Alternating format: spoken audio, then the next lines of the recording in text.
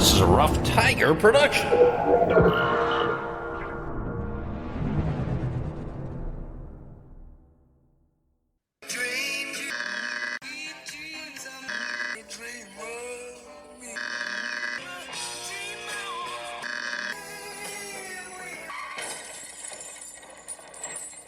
And you, and you, and you, and you were there.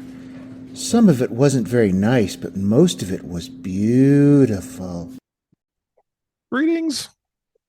Hello, all. We are recording this on Juneteenth, so happy Juneteenth to everybody out there celebrating. If you're Absolutely. going outside for parties or parades, happy Juneteenth.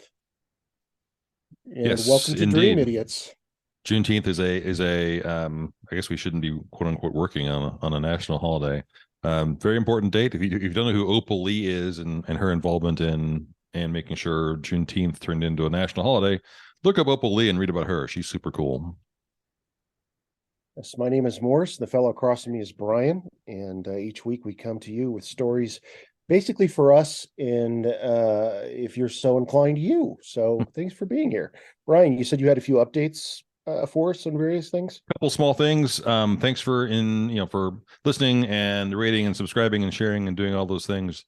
You can find us on Facebook at Dream Idiots, Instagram at Dream Idiots. DreamIdiots.com is our website, and you can email us at dreamidiotspodcast@gmail.com. Couple kind of updates. Like, we're recording this at 1 p.m. Central Time on Monday the 19th. Like an hour ago, I saw in the news, just Google Titanic submarine. Did you see this news item like in the last hour? No. So some entity, I think a UK company, started selling to tourists the ability to go down and visit the Titanic at a cost of $250,000 per person. Oh, God. Okay. And they're basing it somewhere out of Newfoundland. And a submersible carrying up to 5 people went down to the Titanic like an hour ago and vanished. Well, so that'll be an interesting news item. So apparently, like, search and rescue stuff is going on as we record right now. So hopefully that story ends positively, because that sounds scary as hell. So okay. Well, I just caught that I was reading that right before we recorded. The only other update, last week I told you about Kaylee Mondotti and that whole story, and I was hoping to be able to come back and say report on the fact that he had been sentenced, but he hasn't as yet. I don't know, maybe the holidays set things back.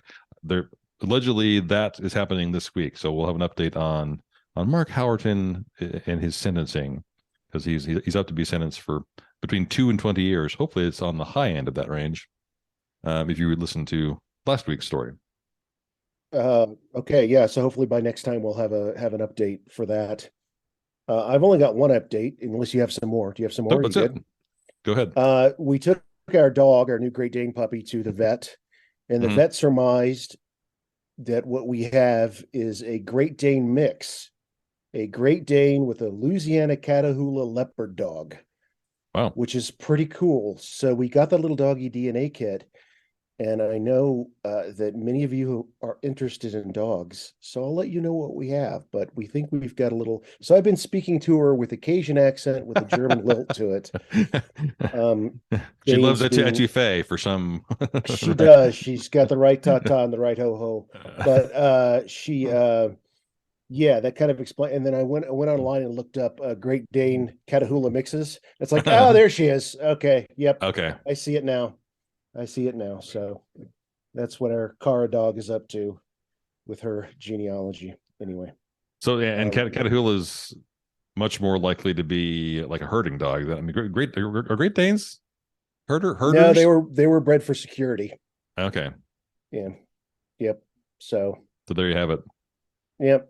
Her size and coloration, because she's not as big as a Dane. The vet was like, "Yeah, I'm leaning towards Catahoula."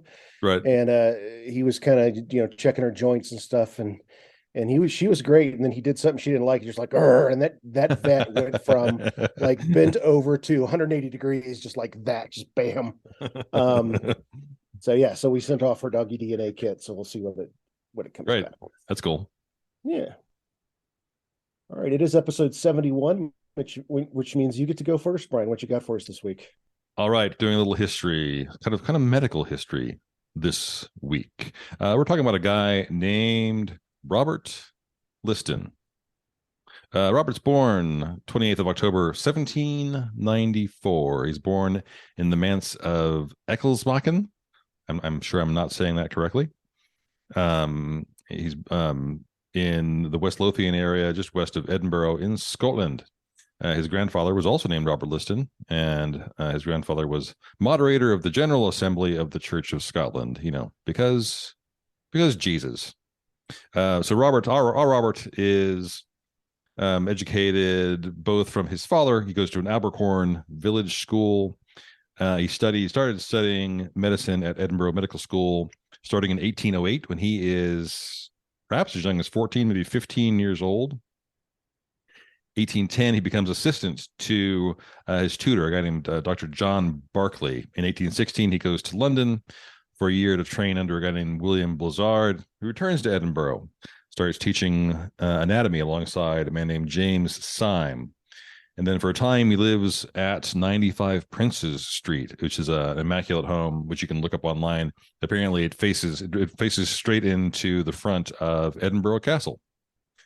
In 1820, he marries the daughter of a man named Adam Crawford.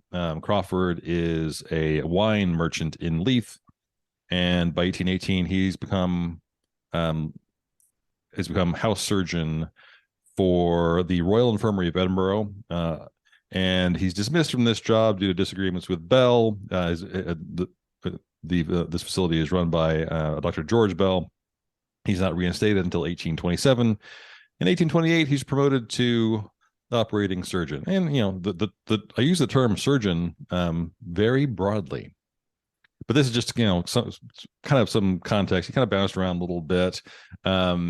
He's known even early on in his career for having a bit of an ego, having some bravado, definitely a bit of self-aggrandizement. And he did perform surgeries, at least on occasion, had proclaimed that he had had a successful surgery even when he'd had a patient that had died. He later on, 1832, he's applies for a professorship in Edinburgh in anatomy. He's beaten out by James Syme, the same man I mentioned previously. Syme is 5 years his junior, but apparently is a better teacher than Liston is. And so at this point, Liston leaves Edinburgh and moves to London. 1837, he writes I'm not sure whether this is a book or just an essay, something titled Practical Surgery. And this is where he starts arguing on the importance, and this is the 1830s, the importance of doing surgeries quickly. He says, quote, "These operations must be set about with determination and completed rapidly." So we're going to talk a little bit about a man named Richard Gordon. He's an author. 1983, he writes a book about Robert Liston and his contributions to the field of surgery and medicine broadly. He describes Liston as, quote, "the fastest knife in the West End. He could amputate a leg in 2.5 minutes. He is reputed to have been able to complete operations in a matter of seconds at a time when speed was essential to reduce pain and improve the odds of survival of the patient." These are surgeries that are performed with zero anesthesia. So basically, bite down hard on this is the standard operating procedure. And you've got to be faster than the germs. You've got to be faster than the germs. Right, exactly. Well, we'll come to that in a moment. On at least one occasion, because he's moving so quickly, he removed a patient's testicle as well as his leg. So as we'll see, his urgency did have a downside. I'm gonna have to charge you extra because yeah. We'll do the vasectomy too. No, Florence Nightingale actually wrote at one point in an article called Notes on Nursing. She stated, quote, "There are many physical operations where, all else being equal, the danger is in a direct ratio to the time the operation lasts, and all else being equal, the operator's success will be a direct ratio to his quickness." So going back to Gordon and his book, Gordon writes regarding Liston, quote, he was 6'2" and operated in a bottle green coat with Wellington boots.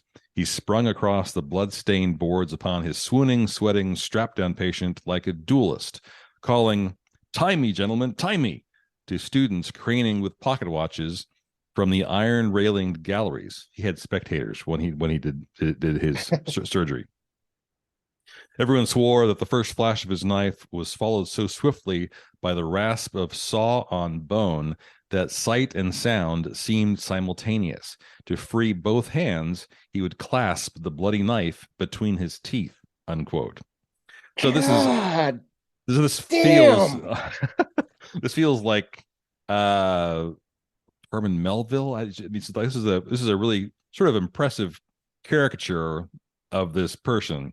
But Gordon goes on to really describe how, at this point in time, there is not really much that's understood between, there's no link that's made between surgical hygiene and infection. It's not really understood at this time at all well. Dr. Oliver Wendell Holmes. This is Oliver Wendell Holmes Sr., father to the man who would later become a U.S. Supreme Court justice. So Holmes Sr.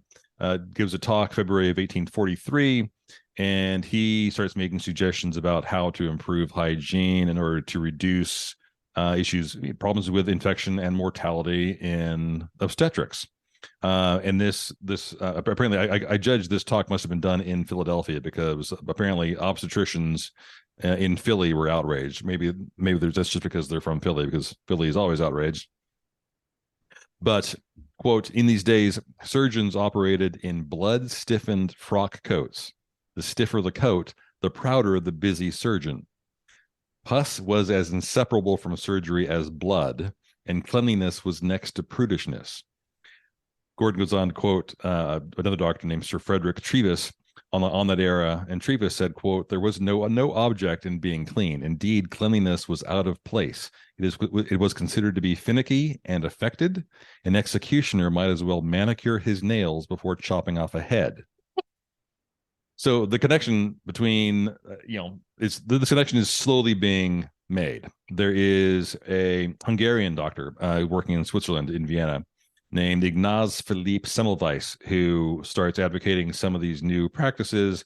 He had a colleague of his die of infection after a comparatively minor procedure, and after these facilities start imposing some rigor to this process, mortality rates start to fall. But this was the era in which Robert Liston lives.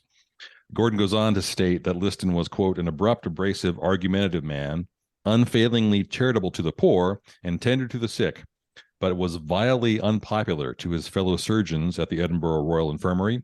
He relished operating successfully in the reeking tenements of the Grassmarket and Lawnmarket areas on patients they had discharged as hopelessly incurable.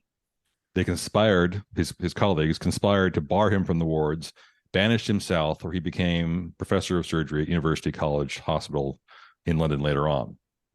So the guy's got a terrible ego, but he does seemingly care about patient outcome. Makes fun of Dr. Semmelweis because he operates with his pinky out, just being so polite. Right.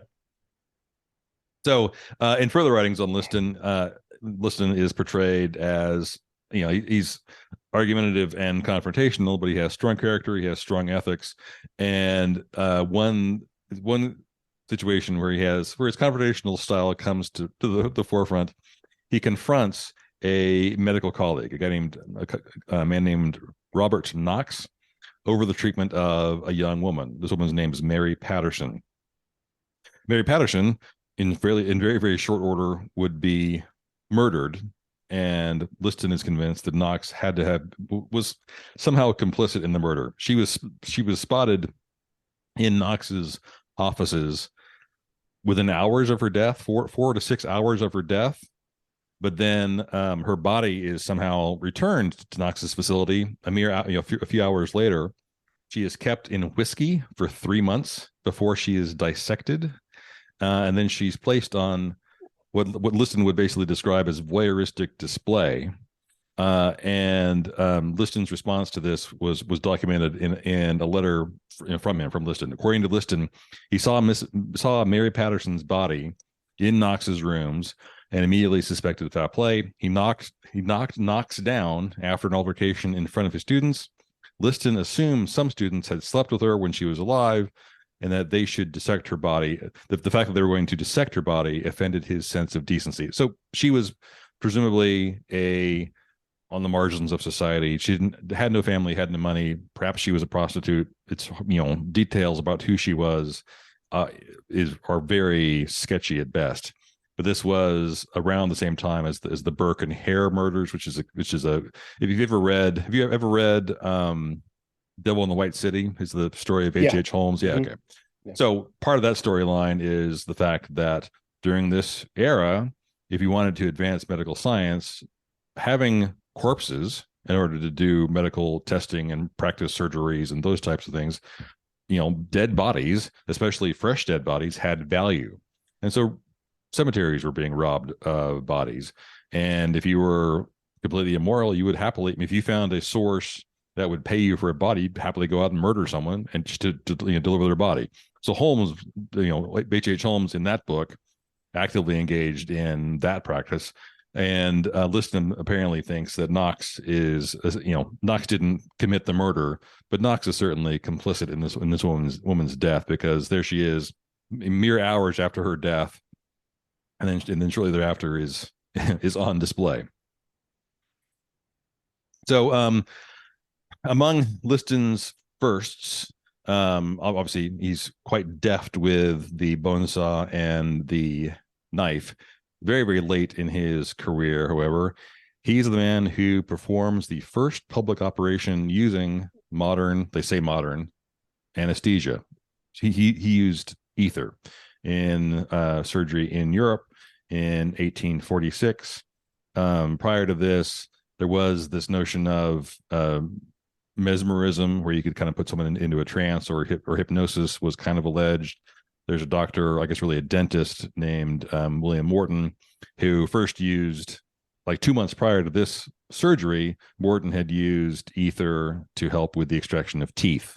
So they really are starting to work toward not only good patient outcome, but also just better treatment of patients. Imagine undergoing any sort of medical procedure with zero anesthesia. Liston had two students who who list him as a huge factor in their lives. One of whom was Joseph Lister, who, as in Listerine, so went a long way to advance the cause of medicine and hygiene in general. And to this day, there is apparently a leg splint device of some sort that's used to stabilize dislocations and fractures of the femur. And it's still, I'm sure it's not in the exact same form, because it couldn't be. But me myself, having been a person who has blown out a right femur before, like, wow, that's kind of a cool, weird connection to Robert Liston. But Liston's most famous case, and the thing that he's, if you look his name up, the thing he's known for most clearly, Richard Gordon's 1983 book, he pays tribute to other aspects of Liston's character and legacy, as I've already noted elsewhere in this little story. But it's his last case where Gordon describes this rather impressive scene. This is quoting directly from Gordon's book. Quote: "Amputated the leg in under 2.5 minutes. The patient died afterwards in the ward from hospital gangrene, as they usually did in those pre-Listerian days. During the course of the procedure, he also amputated the fingers of his young assistant, who died afterwards in the ward from hospital gangrene. He also slashed through the coattails of a distinguished surgical spectator, who was so terrified that the knife had pierced his vitals that he fainted from fright, and he was later discovered to have died from shock." Oh God! So this episode has been dubbed as the only known surgery in history with a 300% mortality rate. So Gordon goes on to, describes it as Liston's most famous case, but it's probably some. I mean, I don't know how this guy, who this guy pissed off, because it's probably made up. It probably never happened. Apparently, lopping off the one testicle did happen, but this story just seems too far fetched. The orderly's like, he killed this'n and that over there too. Right. So anyway, interesting little window into a man. I mean, he did the first procedure with anesthesia, and then shortly thereafter, it became much more common. And there's another man named also named Liston, who's a Scottish surgeon, who I can a little bit, for when I was doing research, I conflated the two. Another Scottish surgeon who was born shortly thereafter, who then advances this and starts using chloroform and ether, and becomes much more common, and patients have a much better experience with their procedures. I'll bet they do. There's no way they couldn't. I mean, I that was one of the joys of going to the dentist in the 80s as a kid. Was, we going to get gas today? Right. Going to get the goofy gas? Right. That was the highlight. Good job, Ryan. That was excellent and gross, but that was. I was trying to skip some of the more gruesome details, but just a funny little window into someone I came across. So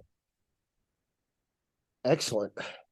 And do we have a curse word of the week this week? We do. Oh boy. It's time for the Dream Idiot's curse word of the week. So this one is this curse word. Ever heard of the penalty of the sack? And this is not a male genitalia joke. The penalty of the sack.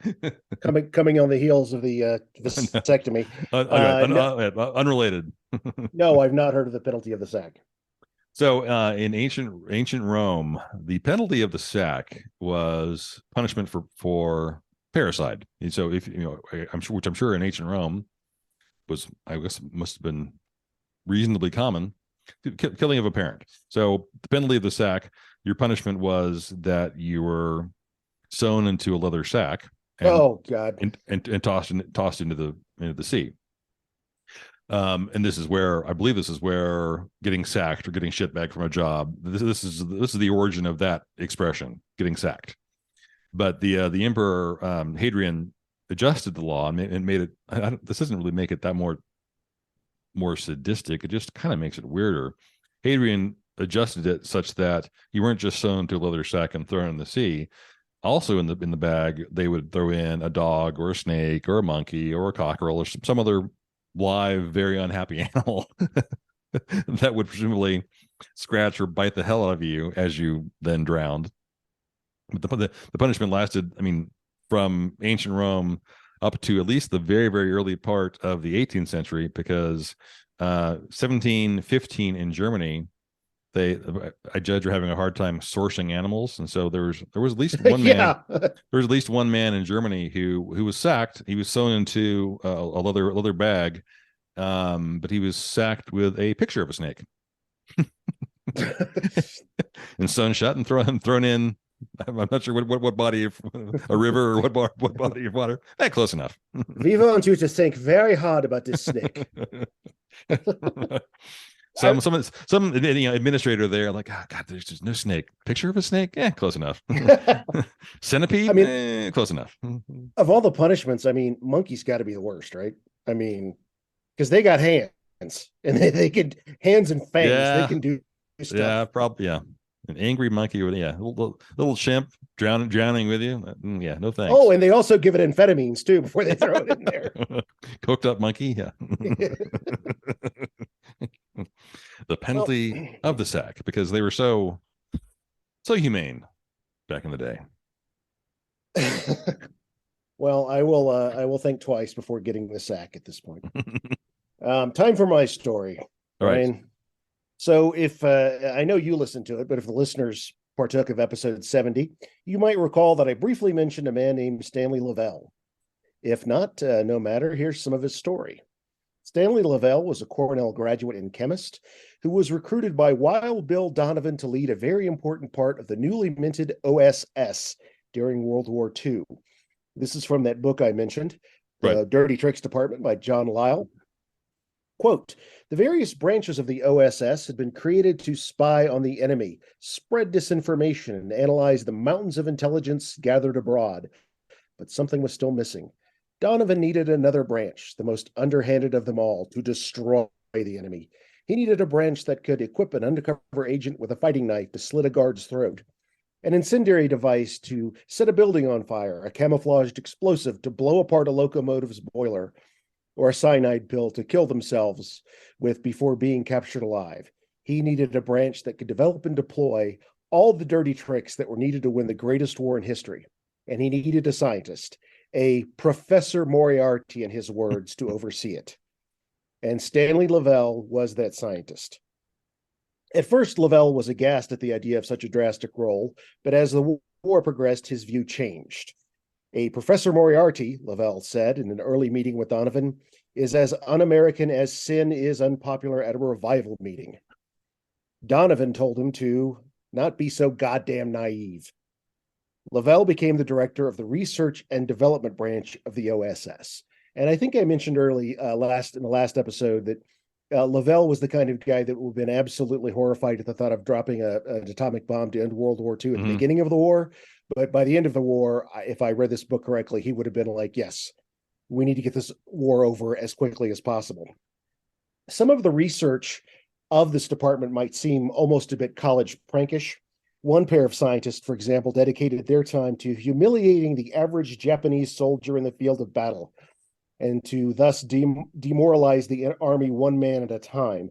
The plan was to formulate a foul-smelling spray with an aroma not unlike that of human feces and distribute it to Chinese children. The children would then surreptitiously spray the backsides of Japanese soldiers, causing embarrassment as it would appear that the victim had crapped his pants.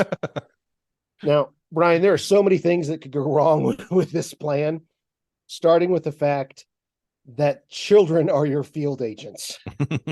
I would almost bet that the kids would be spraying each other before even getting anywhere near a Japanese soldier to begin with. And the guys who are working on this, these pair of scientists, they eventually added a skunk-like tinge to the mixture for added effect.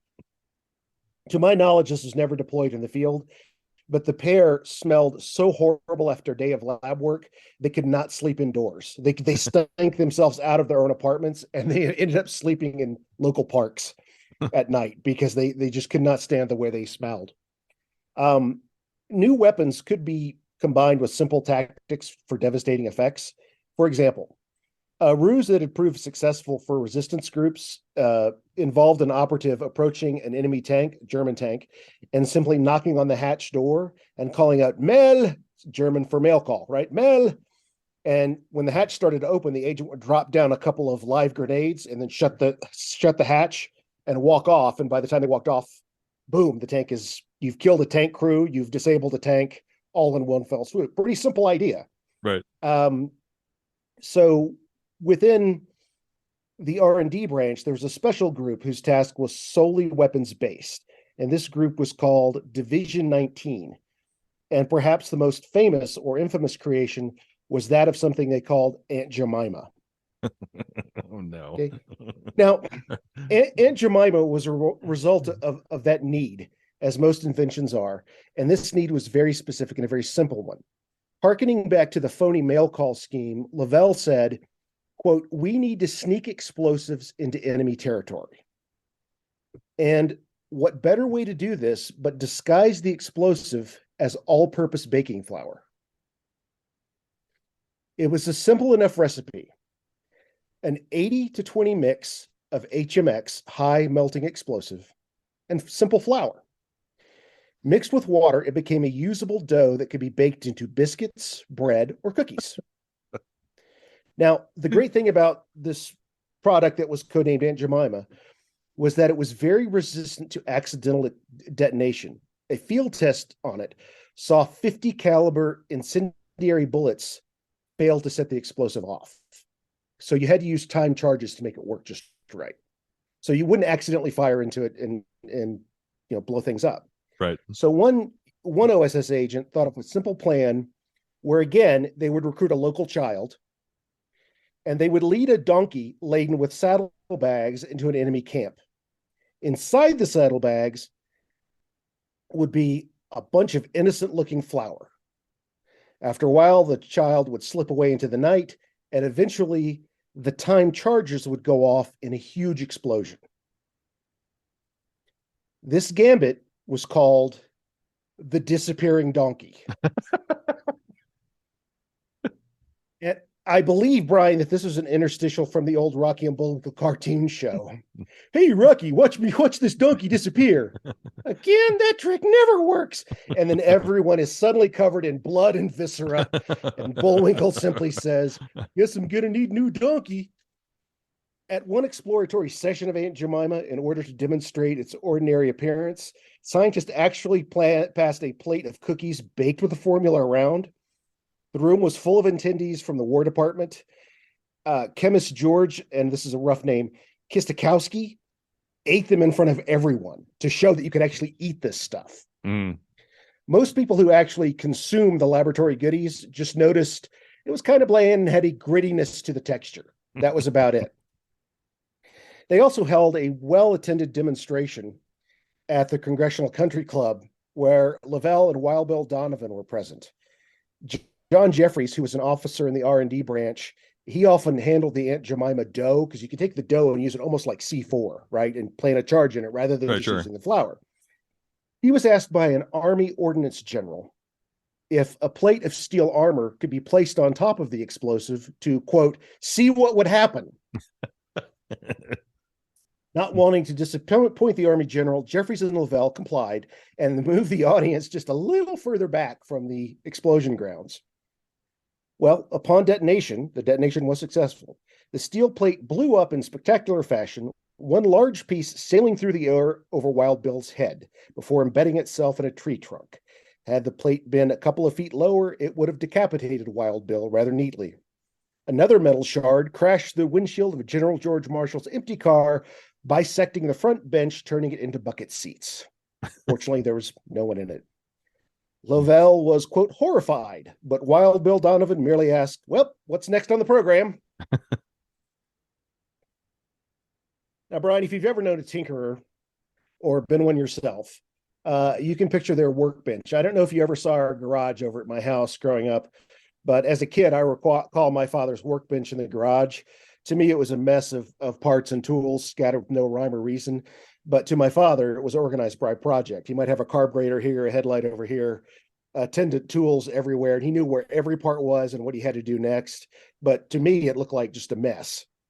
And that was the way it was with Stanley Lavelle's office.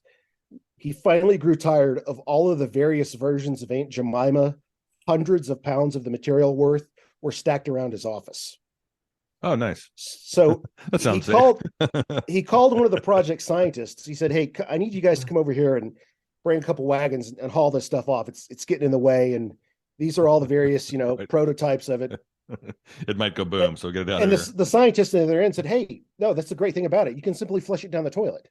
We don't need to do that. Just every now and then, just flush some down the toilet. So Lavelle and his assistant, Alan Abrams, set about doing so. So they spent the morning just kind of flushing every now and then, flushing a little bit down the toilet. So later that morning, Lavelle received a call from another scientist asking about the Aunt Jemima product. Don't flush that, he said over the phone. The organic matter in the sewer will react with it and blow the whole Washington sewer system sky high. Uh-huh. Lavelle assured the caller that he would not flush the Aunt Jemima into the sewer system, and then spent the rest of the day with Abrams worrying about how they had just flushed the Aunt Jemima into the sewer system. Of particular concern was the fact that the sewer line they flushed it down ran right next to the White House. So what I'm seeing here now, Brian, is cut to a scene from an unmade Zucker Brothers film with, I don't know, maybe Robert Hayes as Stanley Lavelle. The sewers explode. A geyser erupts from a White House toilet with Leslie Nielsen as FDR bouncing on top of a geyser of toilet water. Julie Haggerty's playing Eleanor Roosevelt. Lloyd Bridges is Wild Bill Donovan. You get it. Right. So Lavelle and Abrams spend the day pacing, presumably chain-smoking cigarettes, and wondering if they're going to be responsible for blowing up the DC sewer system. They head over to the Cosmos Club for dinner, and they walk over and they're startled on their walk over by every slamming car door and backfire in the street. They're just jumpy as all get out. They're drinking pretty heavily over their meal, and the evening concludes when they both flip out when a waiter drops a huge tray of plates right next to their dinner table. It's kind of like Martin Mull at the end of Clue when the chandelier finally drops and he just basically almost has a massive MI right there. So they finally make it through the evening and they think they're in the clear, but Lavelle has to walk over to the White House to eyeball the place just to reassure himself that the building is still standing. But this story of Aunt Jemima and what they went through, I don't know to what extent it was used in the field. But one of the things that makes a story like this, it's entertaining, yes, and it was done at a time when we can talk about the hijinks that got us through the war and all these things, but let's not forget that the O.S.S. turned into the CIA, right? And the legacy of the CIA ain't great. It's a little rough. Yeah. I mean, I get concerned when I think about, what are some of your concerns with the CIA? What do you think about when you think about? Well, I mean, they now have apparently a well-deserved reputation for operating outside the bounds of law and Geneva Conventions and just even basic ethics or decency. I mean, they kind of do whatever they want and kind of don't apologize. I mean, there's no accountability. I mean, Guantanamo, waterboarding, all that stuff is under the umbrella of this awfulness that is the CIA. And just the legacy of what they did in Central and South America by itself, supporting certain regimes over others. I mean, you can look back at just the legacy of what was done in our name in South America alone by CIA missions, and be extremely concerned about that. So I don't think that we can, it's great to laugh at this stuff, but we always have to take it with a dose of seriousness about what the CIA, when the O.S.S. morphed into the CIA. And, just as one more example to think about, who did we lose last week, Brian? What incredible asshole did the world finally get to say goodbye to last week? What asshole did we lose last week? Mm-hmm. Ted Kaczynski died, right? Last week. Right. Yeah, sure. Right? Yes. Now, we know that he underwent he was part of a psychological experiment when he was at Harvard at the age of 16. There's a very good chance that was a CIA-backed stress test personality kind of profile that broke him, right? That broke him, and it kind of turned him into the person he is, a guy who was probably on the edge to begin with. And then, of course, whether or not that was linked to the CIA, we also know about MK Ultra, where CIA was messing around with all kinds of drugs and all kinds of things. Sure. So, I mean, the legacy of the CIA is just monstrous in many ways, and not in many ways. I mean, you can't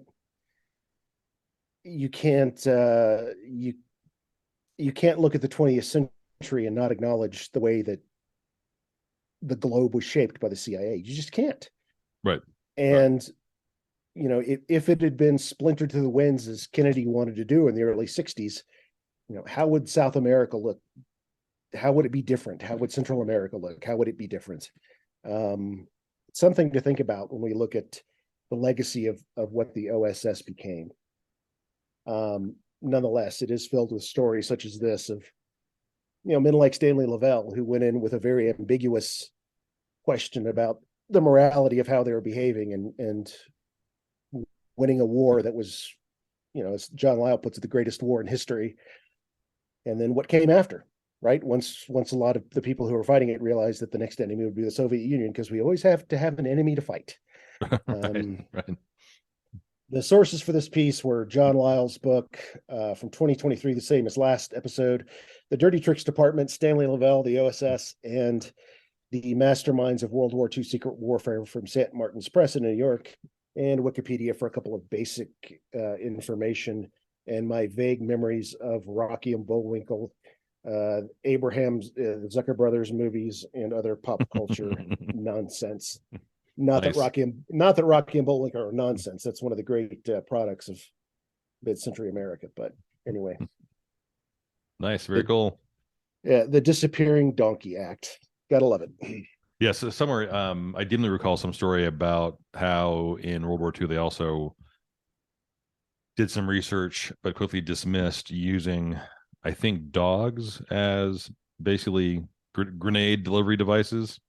And so they trained whatever border collies to go, oh look, that's a German tank. So they built models of German tanks, would put food under the tank, and then attach this device with a lever that was whatever 8 inches above the dog's head. The second the dog goes underneath the tank, triggers this lever, blows up. So a disappearing collie trick. But then what they quickly realized is that when you apply this in the field, the collie goes to any tank. The collie doesn't know whether it's a German tank versus a U.S. tank. Let's not do that maybe. But using animals like that, man, not really my favorite thing in the world. No, there was the use of bats, dolphins, cats. I mean, all kinds of stuff. Birds, so. right, yeah. So assholes. The other vision I had was that of someone like Ed Wynn being a magician, and ta-da, the disappearing donkey, and he's just covered with blood and guts. And I'm here all week. Yes, thanks for coming, everybody. Hope you enjoyed the show. And they pan it around, and the audience is just horrified.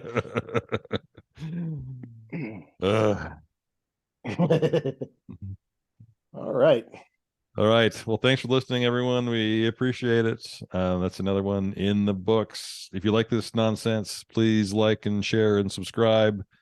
Follow our podcasts, and we have lots more stuff coming up down the road. Yes, indeed. I hope you're having a great summer. If you're out and about today, have a great Juneteenth again. And as always, be good to each other. This is a Rough Tiger production.